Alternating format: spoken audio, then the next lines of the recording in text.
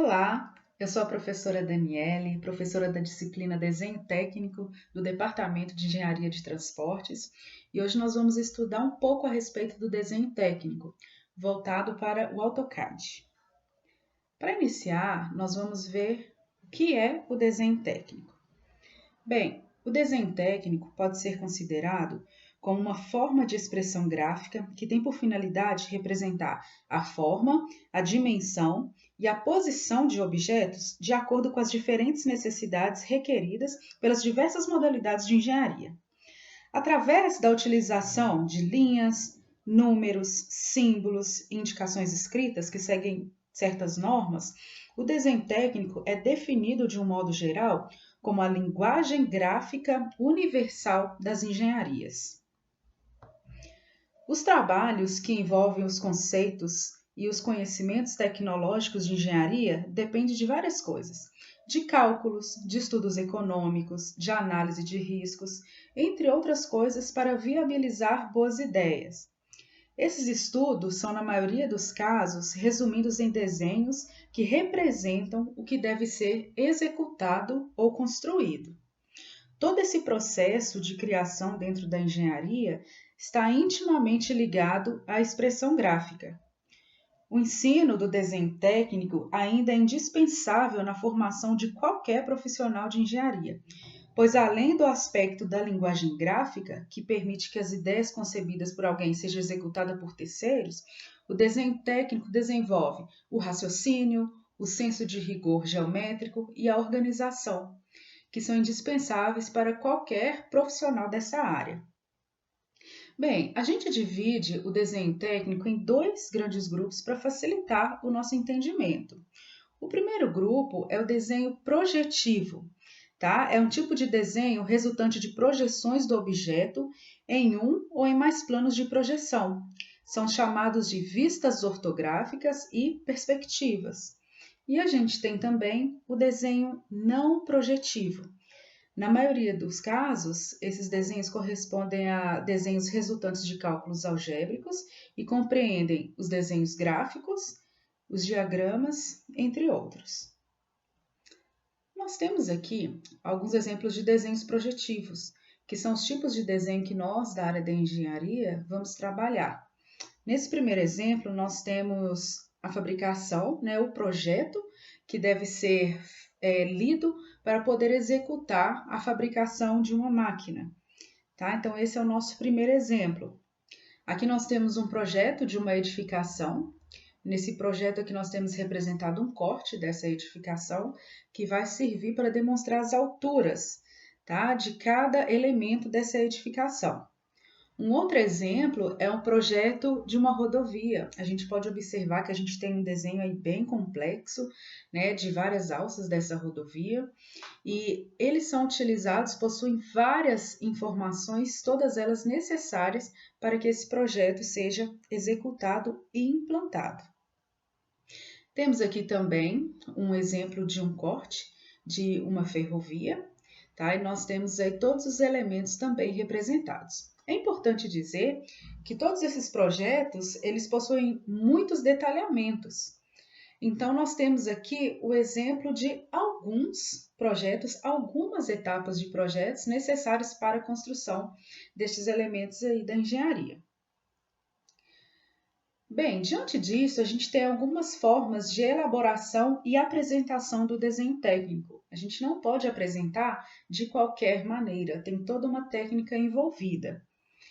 E nós temos aí que o desenho técnico ele pode ser elaborado e apresentado de três formas usuais.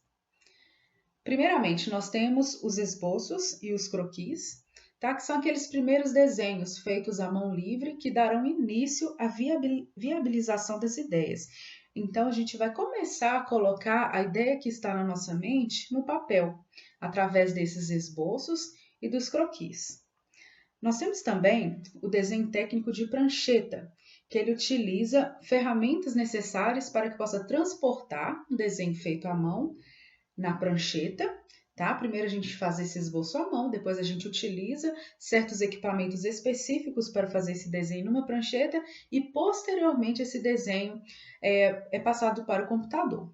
Como hoje em dia a gente tem um grande acesso, grande e fácil acesso à tecnologia, por muitas vezes esses esboços ou croquis, esses primeiros desenhos, eles são feitos diretamente no computador, né, devido à facilidade que a gente tem diante disso.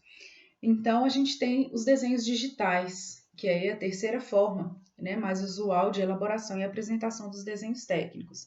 A gente executa utilizando a ferramenta AutoCAD, que é um dos vários softwares que facilitam a elaboração desses desenhos técnicos e projetos.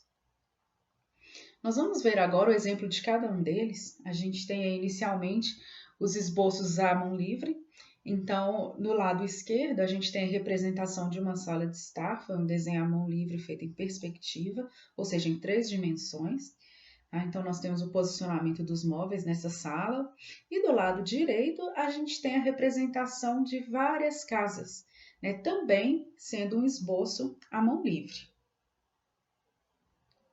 No nosso próximo exemplo, a gente vai ter um exemplo de desenho de um croquis feito à mão livre e um croquis desenhado na prancheta.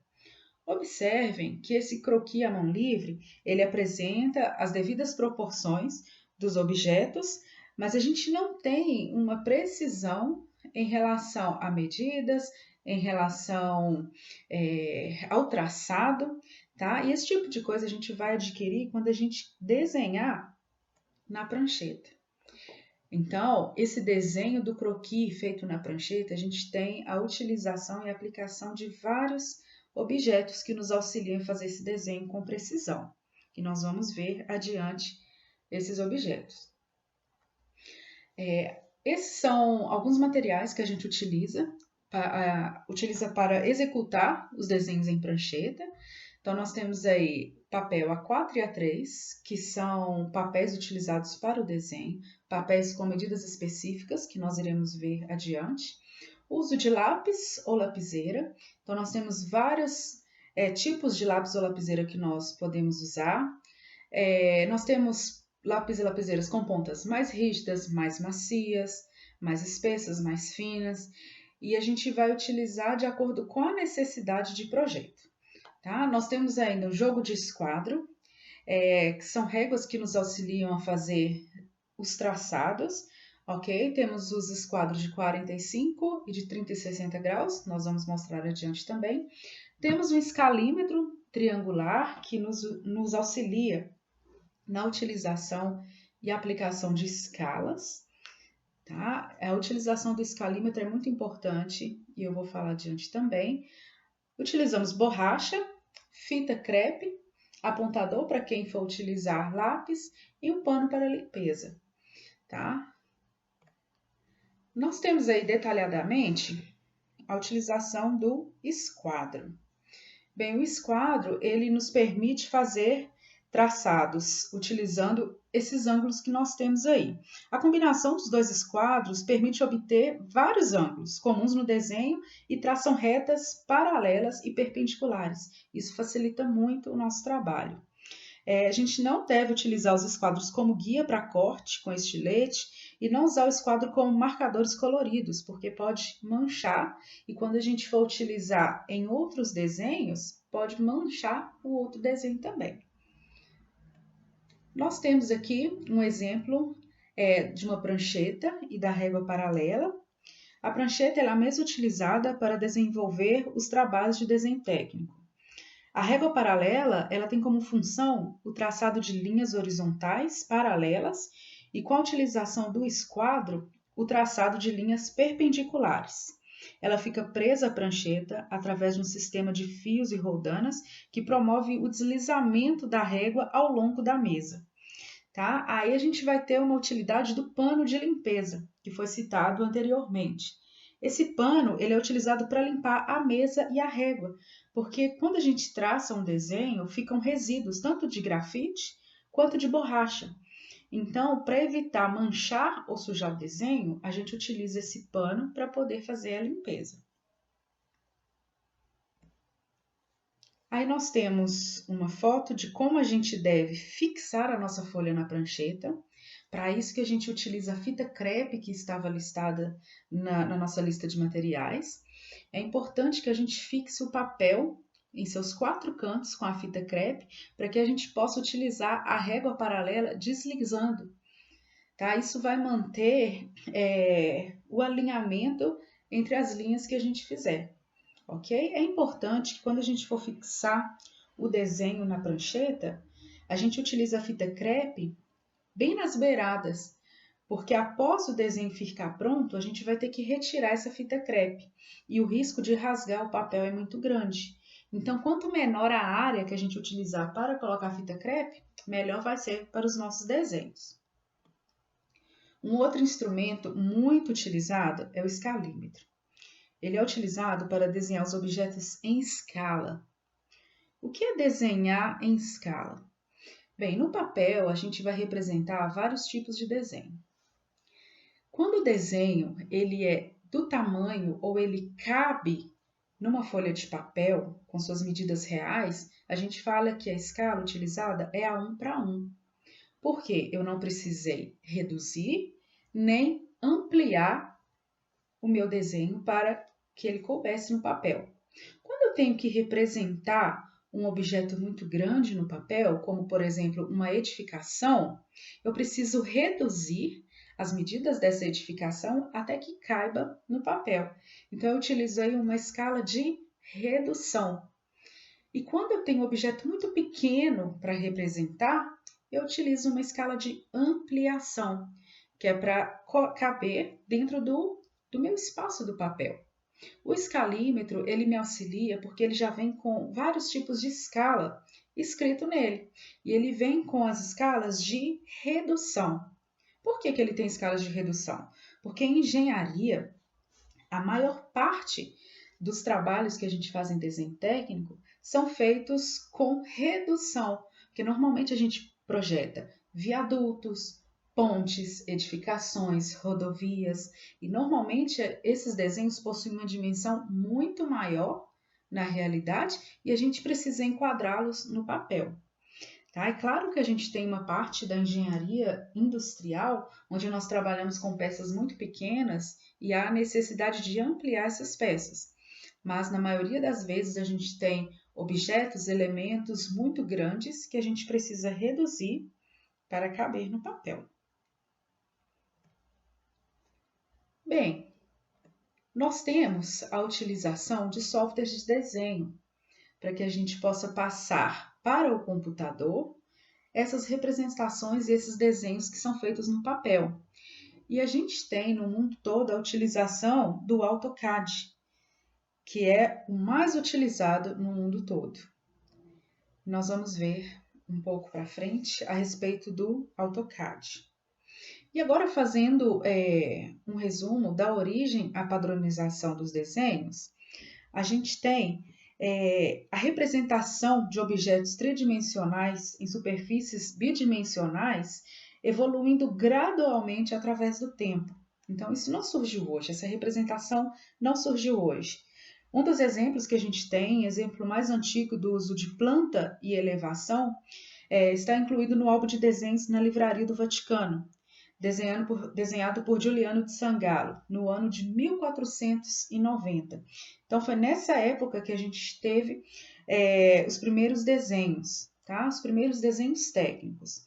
No século XVII, visando facilitar as construções de fortificações, o matemático francês Gaspard Monge criou, utilizando projeções ortogonais, uma correspondência entre os elementos do plano e do espaço.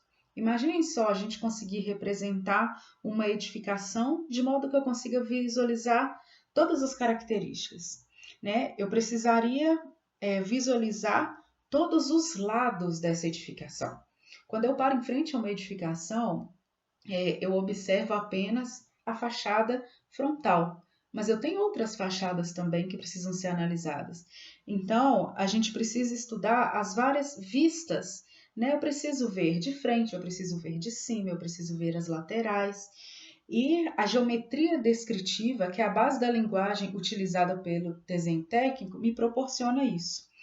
Tá? Com o passar dos anos, no século XIX, e com a explosão mundial do desenvolvimento industrial, tornou-se necessário normatizar a forma de utilização da geometria descritiva, para transformá-la em uma linguagem gráfica que simplificasse a comunicação e viabilizasse o intercâmbio de informações tecnológicas.